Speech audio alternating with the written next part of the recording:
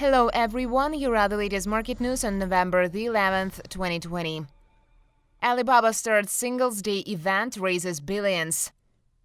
Hangzhou-based Alibaba Group Holding opened its annual Singles Day shopping festival on Wednesday. Its sales have already surpassed 372 billion yuan, or $56.27 billion, as tired of isolation consumers spend a whopping 16 million discounted items. The world's largest sales event, eclipsing Black Friday and Cyber Monday in the United States combined, has 4 major days this year, and so far Alibaba has achieved 16 times more orders by value than Amazon.com last month on his 2-day global Prime Day. The results are likely to bring relief for Alibaba Group Holding Ltd. a week later, as it lost about 10% of its market value after regulators canceled the listing of Ant Group, a financial technology subsidiary. Apple launches first computers with own processors.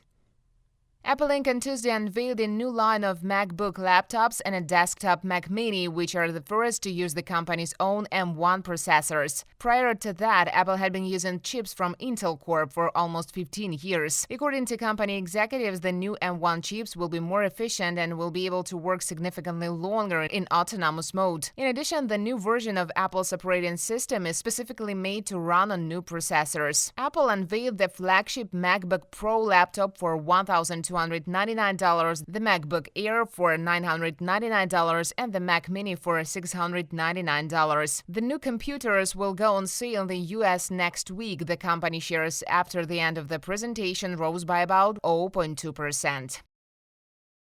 Asian countries to sign the largest trade deal.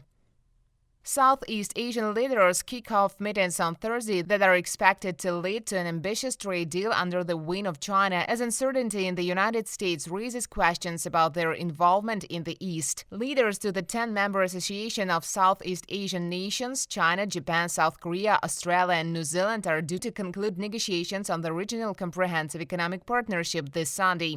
The deal will lead to gradual tariff cuts in many areas and could become the largest trade agreement in the world. The 15 RCEP countries account for almost a third of the world's population and 29% of the world's gross domestic product. China is already the largest source of imports and exports for potential RCEP members.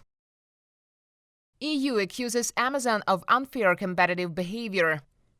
The European Union accused Amazon of harming retail competition and launched a second investigation, saying on Tuesday that the American company was using its site's power and data to gain an unfair advantage over smaller merchants who sell on its online platform. This investigation, led by head of antitrust law Margaret Vestager, looked at how Amazon collects data on competitors who are selling on its platform. The EU regulator said the company is using the confidential information to better target its own products. Vestager said dual-use platform with market power such as Amazon should not distort competition.